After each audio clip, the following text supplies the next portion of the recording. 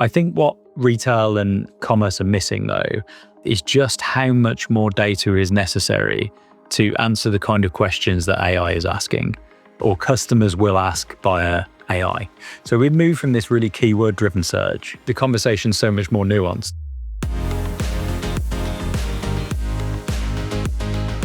AI. This episode's all about AI. So if you have AI fatigue, I would not listen.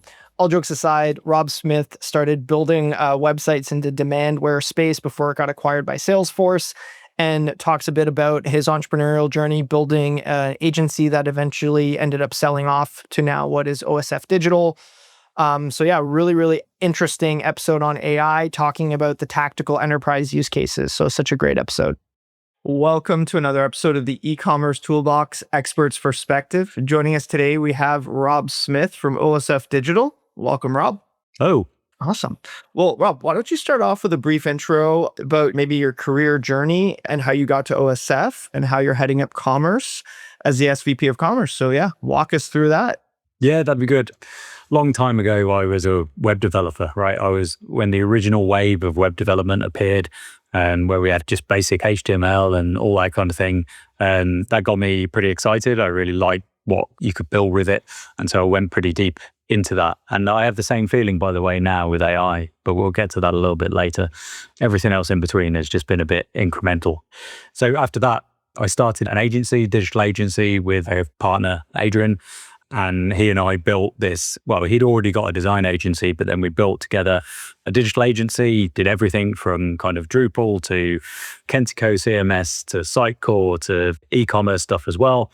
And then we realized that we're only small, we're only about 20, 25 people. We had to focus. So we focused on e-commerce. And then within there, we picked one platform that we were going to focus on completely. And that ended up being Demandware, as it was called. And of course, Demandware sold to Salesforce and became Salesforce Commerce Cloud. And I kind of continued to ride that wave with my own business. And then OSF bought my business about 6 years ago. And so 3 years of kind of earnout, if you want to call it that. And then 3 years of just enjoying myself. So I've ended up in this position. So it's been fun. What a journey. And how long did you have your agency for before the acquisition, out of curiosity? It's about 12 years. So 12 years to get to 30 people, you know, a lot of people will be like, oh, that took a long time. And it's kind of like, well, yeah, it did. But that was also all of my formative kind of career years from about 21 straight out of university or college or whatever you want to call it. And having to learn everything, right? So learning everything from hiring to accounting to finance to loans to all sorts of stuff, apart from actually just delivering the work as well. So it was a fun time. And if I knew then what I knew now, I'm sure things would have been different. But it was still a fun ride. No, that's really cool. And I mean, it sounds like you saw a couple different kind of evolutions of digital commerce. So maybe I'd love to hear, Rob, your opinion. Like, what were the technology cycles from early commerce to like, I guess what we're calling platform commerce to AI-driven commerce? Maybe talk us through that. Like, what is that in your opinion? And where are we on that journey today? Yeah, I think we've gone through a few cycles, right? We had the early days of the web where e-commerce was just super simple, like very, very basic kind of buy pages and maybe a basket. But even promotions were difficult at that stage, right? We progressed through that quite quickly, and then we had some decent websites. And I think the next real stage after that was mobile commerce, right? Everything went mobile. Everyone made an app, even though they didn't need an app. Everyone stopped using apps, apart from the people that had high repeat purchase. But everyone still needed to be mobile optimized. And that is, everyone sees that as non-negotiable now. 80% of traffic is mobile these days to most of our kind of customers, or somewhere around there. And then the wave of social commerce came. So everything moved over to Facebook and kind of Instagram and TikTok, and people started shopping, browsing, discovering on those platforms. And then still, most of the time, checking out on a normal website. Although there are TikTok shops and they're important and they drive a lot of demand. But now, as we've seen recently, especially the past few weeks, with Google's announcement at NRF, agentic shopping has suddenly become both technically feasible and quite straightforward, actually, to implement in technology, but also something that retailers and brands are really starting to pay attention to, I think. But it's a double-edged thing. Every retailer I speak to is kind of like, yes, I see it. I'm excited about it. I'm nervous about it. And also the traffic from those tools at the moment is still a very small percentage of what is driving my revenue. And so I can't make strong business cases yet about I need to do this and I need to do it now, because there are stronger business cases ahead of it in terms of change I need to make, whether it's social or on-site or whatever. So even though we're here, the future is not everywhere yet. And some customers are definitely more in than out. Some are just waiting to see what happens a bit, because they're just kind of like, it's not going to go away in the next 2 months. I'm not going to lose in the next 2 months. And I think there might be some truth to that. That's interesting. And can you explain, like in simplest terms, what the Google announcement was and what it means if I'm a retailer? What is that announcement? Yeah, so the announcement from Google was that they brought out something called UCP, Universal Commerce Protocol. Now, OpenAI had also brought out their own protocol called ACP, I think, Agentic Commerce Protocol. And both of these are ways in which their AI tooling can connect to your website and create an order effectively. So both in OpenAI's case, it provides a catalog, which I'm sure we'll talk through a bit more later. And it also gives the ability to transact using your payment provider. So you are still the merchant of record and you still send the goods out and do all that kind of thing. Google's was a little bit more open in its approach. It had a few more launch partners. It had more payment providers. And the thing on my mind with Google is that they're in such a different position to OpenAI. They've already got all the Google search kind of monopoly. They've already got Google Shopping and AdWords. So they've got this huge head start on business tooling and relationships with businesses.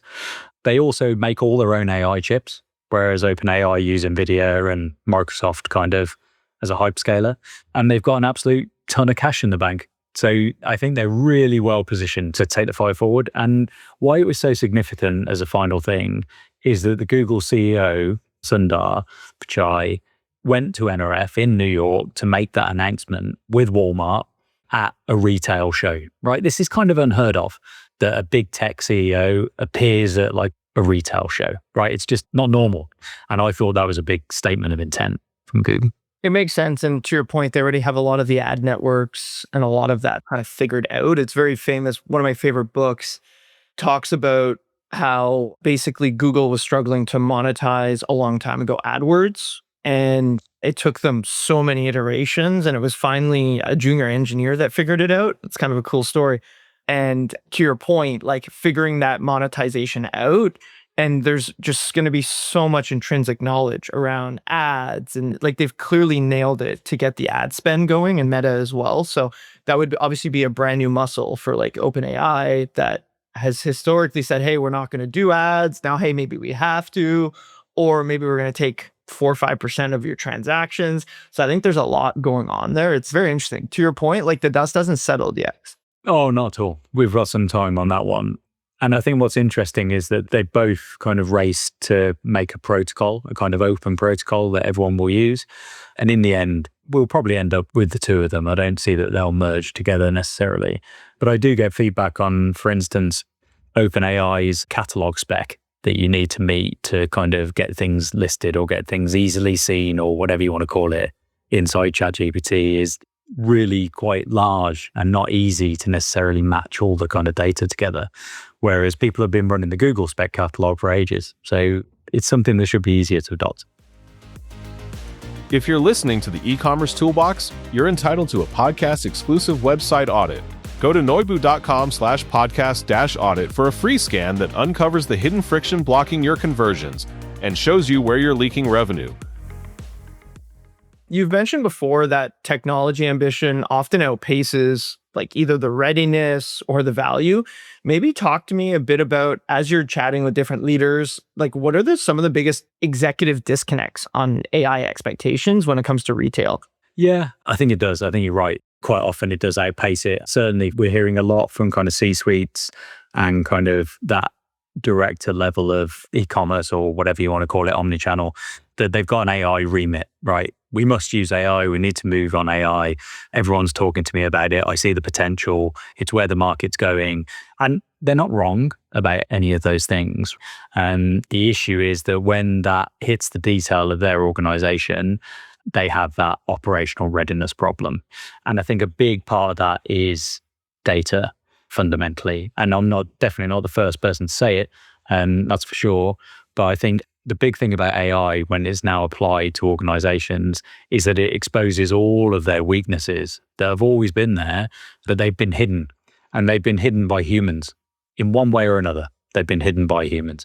And either the customer is getting a bad experience, the store colleague is having a hard time to do simple tasks, the marketeers can't really personalize email that well.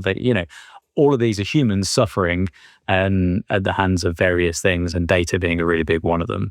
But then when you try and make that fast with AI, or you try and feed AI, you're just lacking all of that kind of data, which breaks down into really a couple of different things that I think we'll talk about later on the catalog. But that's the main thing. It exposes the weaknesses in the company.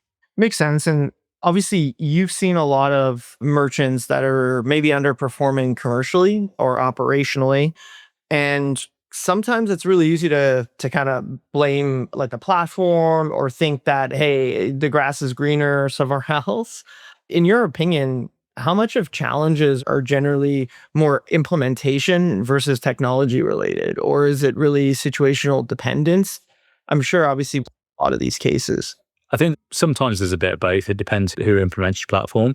But I think we're getting to the point now where commerce platforms particularly, quite a lot of it is becoming what I will call commoditized. The idea of a decent checkout and promotion engine and all of these kind of things, I don't think we're lacking for that anymore. I think once you hit scale and you've got multi-countries and languages and all this kind of stuff, that presents some more internal issues for customers to get that right. But again, there's still a solution for that. So the only things that then come down to performance are kind of site speed is a massive one. But every platform I know can be tuned to be good and fast.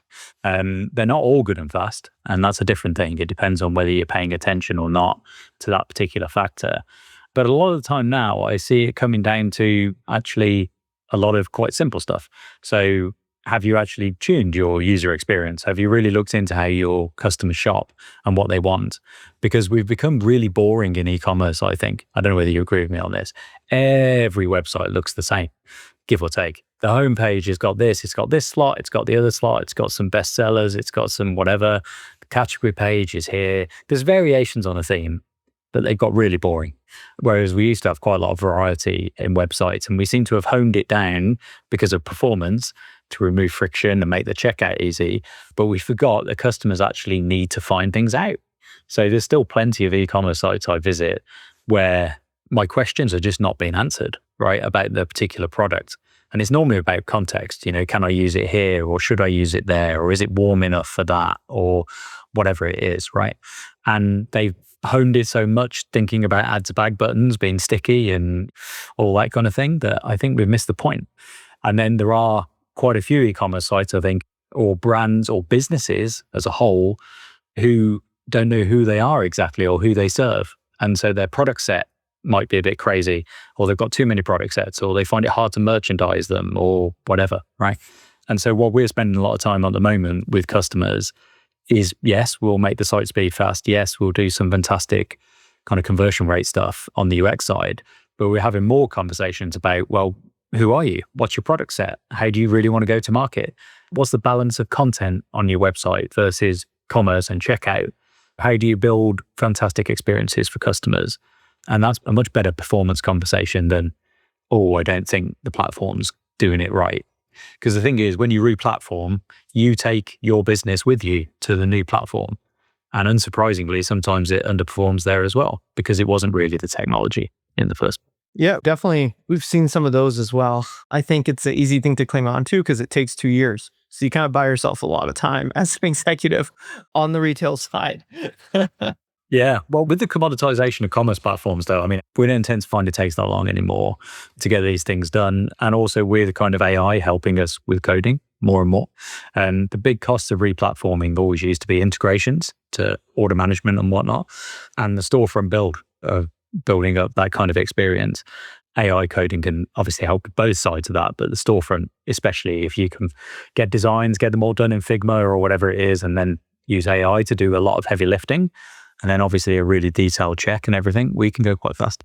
Very cool. Love to hear that. So, talk to me a bit about the data structure. So, let's say that I'm a retail business, I'm trying to really grow my agentic visibility, right? There's everyone's trying to build an AI SEO tool right now. And then from there, I'm trying to drive my traffic. I'm going to implement some of these protocols.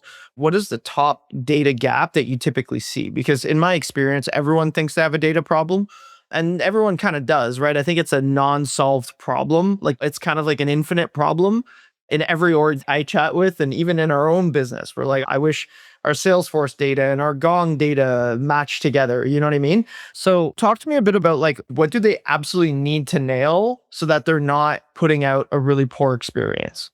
Yeah, I think it's a great question. And we do have customers that actually have gone a really long way to sorting out their data. And still, I don't know, I've had meetings about clienteling with one of our jewelry customers recently. And they were like, oh, I just wish we had this piece of data over here. And they've done an already really good job. So I think you're right that there is a bit of a infinite problem there. I think what retail and commerce are missing, though, is just how much more data is necessary to answer the kind of questions that AI is asking or customers will ask via AI.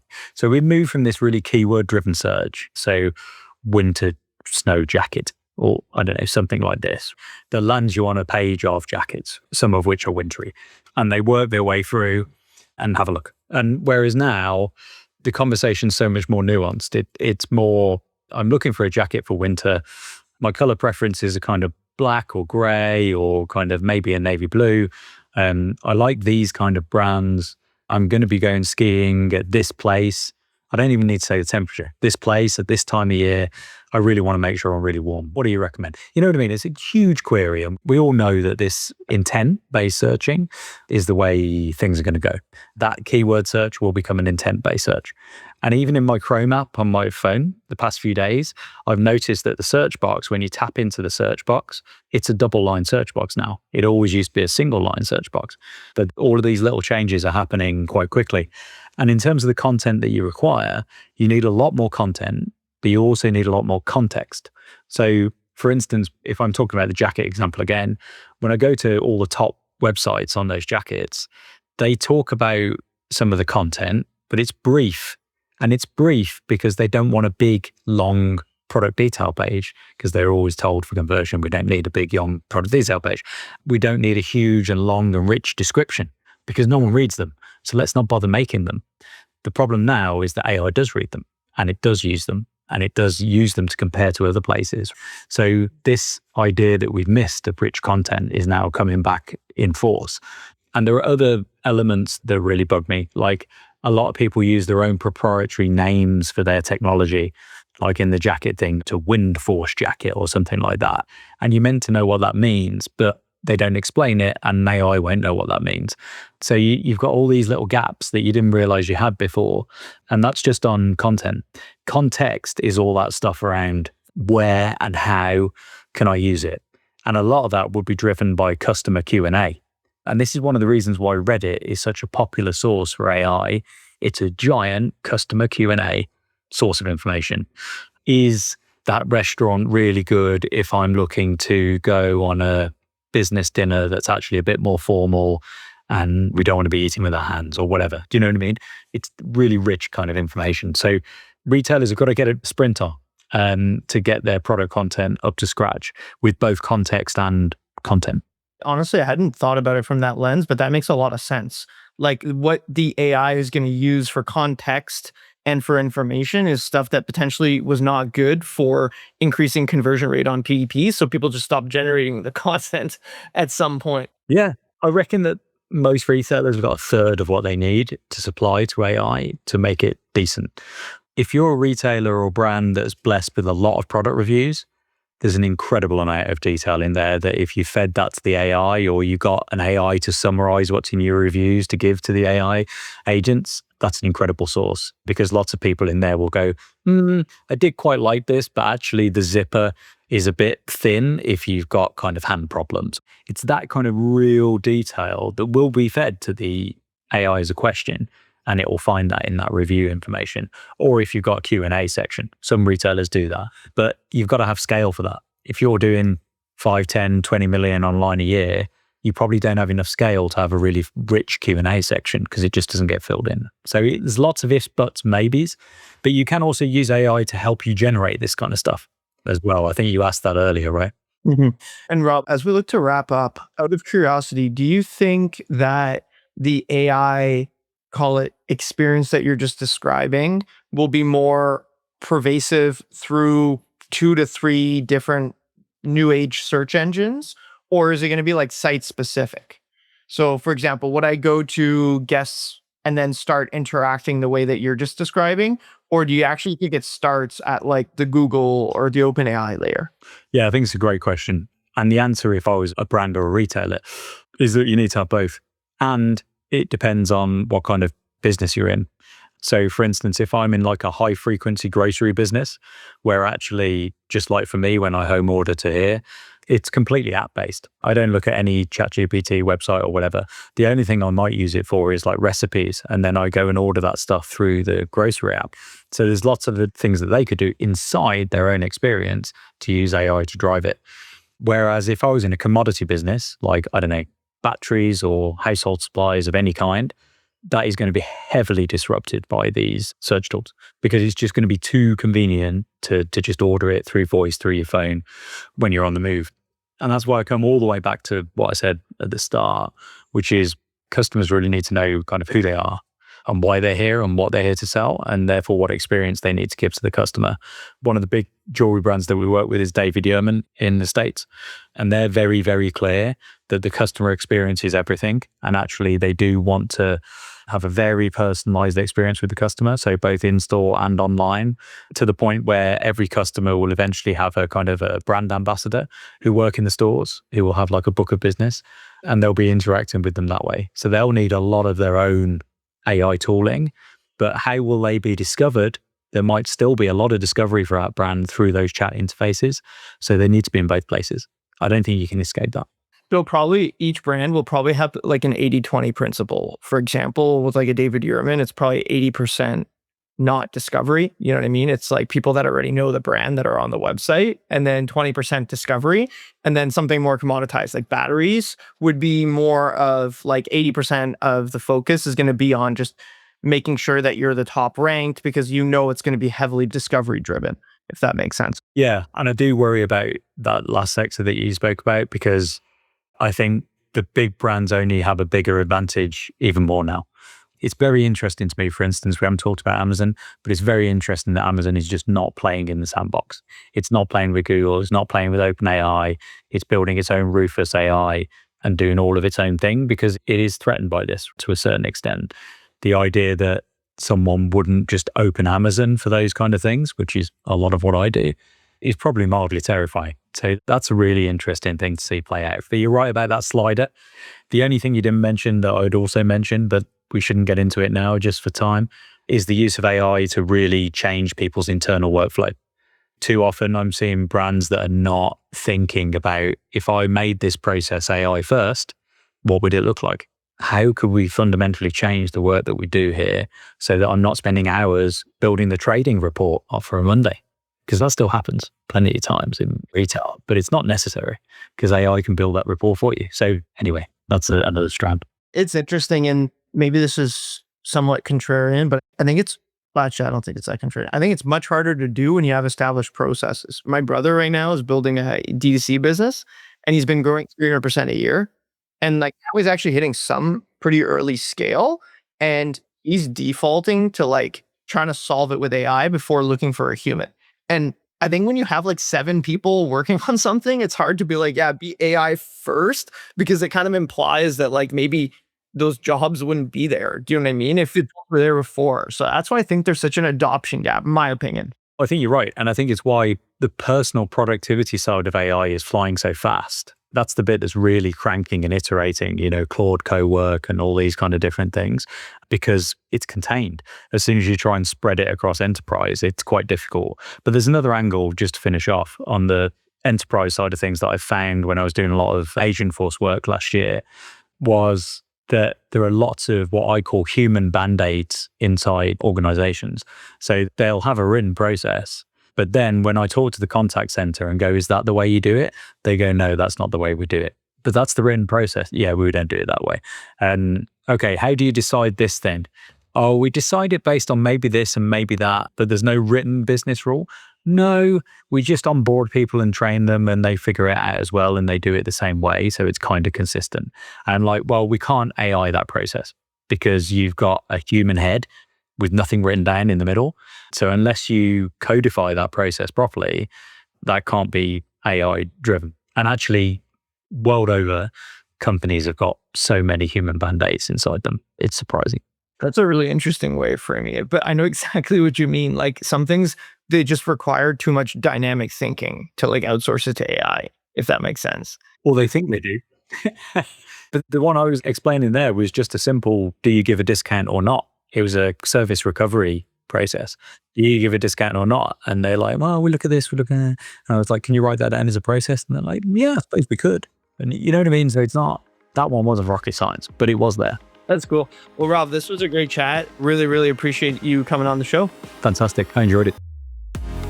The e-commerce toolbox Expert Perspectives is brought to you by Noivo. To find out more about Noivo and how we can help you debug your e-commerce site and rocket your revenue, visit www.noivo.com.